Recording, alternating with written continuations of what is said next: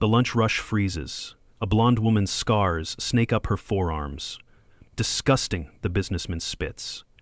Rachel Thompson pushes open the glass door of Murphy's Diner, the bell above chiming its familiar welcome. The lunch crowd barely glances up from their plates as she makes her way to a corner booth, her worn denim jacket brushing against the red vinyl seats.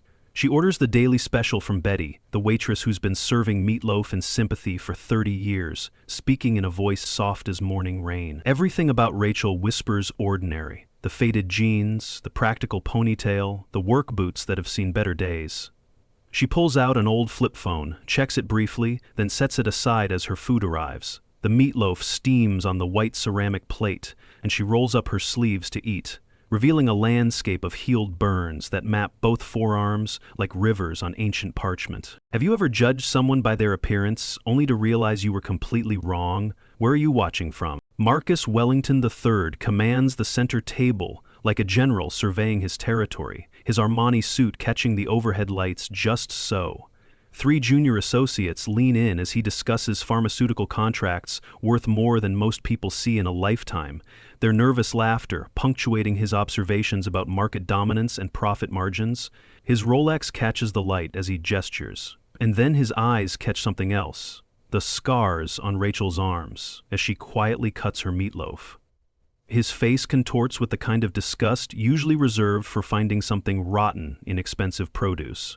Jesus Christ, he announces to his audience and half the diner. What is that thing doing here? This is a place for decent people, not some freak show reject.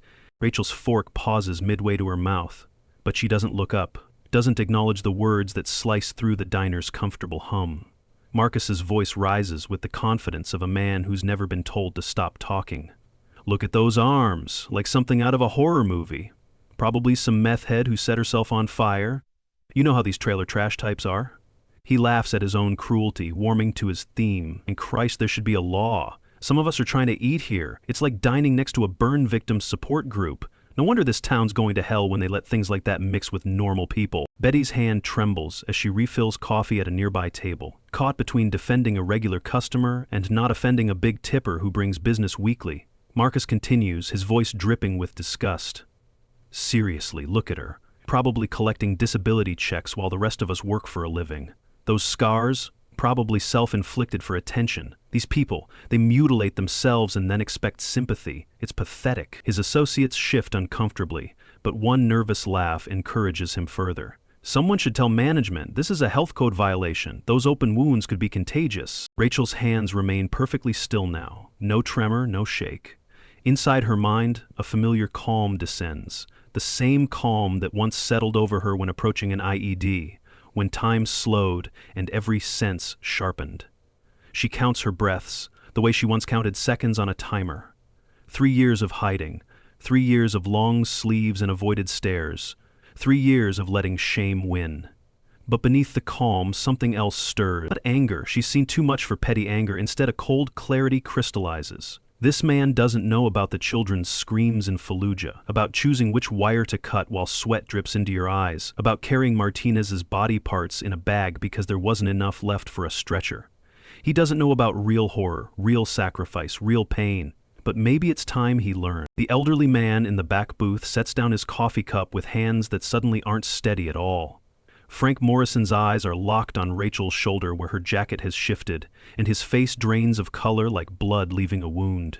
That partial tattoo, he knows those lines, that specific eagle's wing, those numbers that aren't really numbers but coordinates, dates, the kind of information that gets tattooed by people who might not come home to explain them. His breathing quickens because he's heard stories, the kind told in VA hospitals and VFW halls, about a unit so elite they were ghosts. About a woman who could disarm bombs while others ran. About the day in Fallujah when the impossible became possible. Marcus is still talking, his voice a poison spreading through the diner. You know what the worst part is? She probably thinks she belongs here, sitting among decent people, like she's normal. Like we can't see what a disgusting mess she is. I bet she goes home and cries about how unfair life is, never taking responsibility for whatever stupid choices led to... He gestures at Rachel's arms with theatrical revulsion. It's repulsive. She's repulsive. The whole situation is enough. Rachel's voice cuts through his tirade like a blade through silk. She stands slowly, and as she does, her jacket falls away completely. The full tattoo emerges into the fluorescent light, and Frank Morrison makes a sound like a wounded animal, because now he can see it all. The eagle in its fierce glory, the wreath of victory, the words that make his hands shake, initial success or total failure, and below, like a prayer and a promise, EOD, all others wait. But it's the small numbers beneath that steal his breath. The unit designation that was classified, that wasn't supposed to exist, that saved his nephew's platoon in Kandahar. "Oh my God," Frank breathes, rising from his booth like a man witnessing a resurrection. "Shadow 7! You're Shadow 7! His voice cracks on the designation, and every veteran in the room goes rigid because they know that name from whispered stories. The woman who walked into hell and brought children out, who chose burning buildings over safety, who earned a nickname that sounds like myth, but carries the weight of truth. The schoolyard angel. You're the goddamn schoolyard angel." Rachel meets Marcus's eyes for the first time, and he instinctively steps back from what he sees there. "You want to know about disgusting?" she asks, her voice carrying the authority of someone who's held life and death in scarred hands. "Let me tell you about disgusting. It's watching a 12-year-old girl burn because you were 3 seconds too slow on a diffuse. It's picking pieces of your best friend out of crater walls. It's holding a dying child who asks in Arabic if his mother is coming, and lying because the truth is she's already gone. Each word lands like a physical blow, and the diner has become a cathedral of silence. These scars," Rachel continues, rolling her sleeves up fully, displaying the damage with the pride of battle flags. Fallujah, 2018.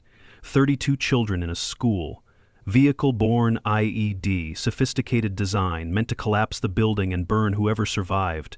I was halfway through the disarm when it partially detonated. Could have run, should have run. Every protocol said run. She pauses, lets the weight of that moment fill the space. I stayed, finished the disarm with my uniform on fire, then went back for the kids, 3 times. These scars are from carrying 6-year-old Amira out. She's alive in Detroit now, wants to be a doctor. Sends me Christmas cards. Frank's voice shakes as he addresses the stunned diner.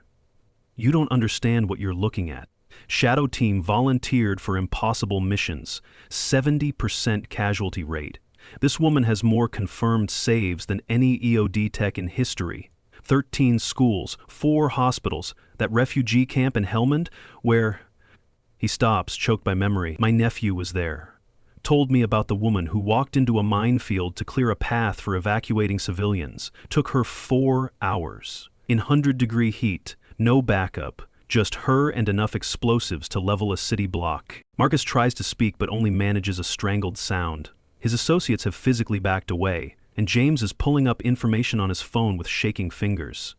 "Sir," he whispers, showing Marcus the screen, "Congressional Medal of Honor recommendation, Silver Star, Purple Heart, Bronze Star with Valor. She's testified before the Senate Armed Services Committee. The president knows her by name. She's on the Pentagon's advisory board.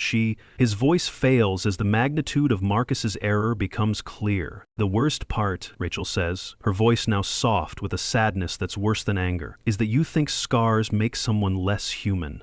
That damage makes someone worthless. Every person you've sneered at, dismissed, judged unworthy, they all have stories. Betty's grandson has leukemia. She works doubles to pay for treatment. Jim in the kitchen lost his leg in the Navy. He feeds 50 families a week out of his own pocket. That homeless man you stepped over last week, former teacher, lost everything caring for his dying wife. But you'll never know their stories because you can't see past the surface. What would you have done if you witnessed this kind of disrespect? Tell us your thoughts." Marcus's phone explodes with notifications as someone's live stream spreads like wildfire across social media. The pharmaceutical company's PR department is in crisis mode. The hospital they were courting has already withdrawn from negotiations.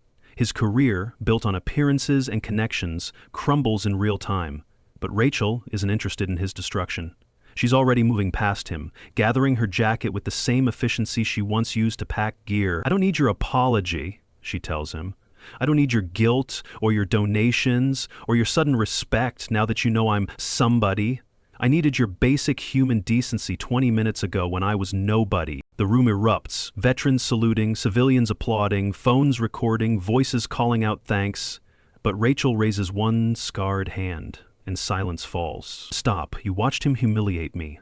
Sat there while he called me disgusting, subhuman, worthless. Only Frank was starting to stand up, and only because he recognized my unit tattoo. What if I'd been exactly who Marcus thought I was? A struggling addict? A burn victim from an accident? Would that make his words acceptable? Would my pain matter less if I hadn't earned it saving lives? The questions hang in the air like unexploded ordnance, dangerous and necessary. She turns back to Marcus one final time. You want to make amends? Start by learning that everyone you meet is fighting battles you can't see. That waitress you undertip, that mechanic you talk down to, that cashier you ignore, they all have valor in their own ways. Respect isn't earned by military service or congressional medals. It's a human right, as basic as breathing. She pulls on her jacket, covering the tattoo that changed everything and nothing. I've been coming here 3 years, same table, same meal, same scars. Today's the first time anyone called me disgusting. But it's not the first time I've been treated as less than human. Think about that. Has someone's hidden strength ever surprised you? Share your story. 3 months later, Marcus enters Murphy's Diner transformed not in some dramatic redemption arc, but in the small ways that matter. He volunteers at Jim's food bank, learning names and stories. He works quietly, without fanfare or social media posts. When he sees Rachel at her usual table, he simply nods. She nods back. No grand reconciliation, no tearful moment, just two humans acknowledging each other's humanity. He's learned that some lessons can't be undone, only lived forward from. Rachel continues her routine. Hardware store by day, Pentagon consultations when needed, burn unit visits on weekends. She wears short sleeves now, her scars catching sunlight, and stares with equal indifference. A child asks about them one day, and Rachel kneels to explain they're marks of survival, nothing more or less. The child touches one gently and pronounces them cool, which makes Rachel laugh, a sound like hope returning. Frank Morrison keeps his vigil in the corner booth, but now he shares war stories openly, teaching younger veterans that strength comes in many forms. Betty still serves the daily special, with hands that sometimes shake but never falter. The diner hums with ordinary life made extraordinary by understanding. Marcus Wellington III learned about consequences. Rachel Thompson remembered her worth. And Murphy's Diner became a place where scars are just stories written on skin. But perhaps the truest lesson lives in what didn't happen, in the apologies Rachel didn't accept, the forgiveness she didn't grant, the redemption she didn't provide. Because some wounds teach better than words, and some mirrors once held up can't be looked away from. She gave him truth, not absolution. The rest was up to him. In the end, we're all carrying damage, some visible, some hidden, all valid. The only real disgrace is pretending otherwise. And somewhere in small-town Georgia, a woman with scarred arms eats her lunch in peace, having taught a room full of people that heroes don't always wear capes or uniforms or unmarked skin. Sometimes they just wear their truth, one uncovered scar at a time. True strength isn't measured in what you can hide, but in what you can reveal without shame.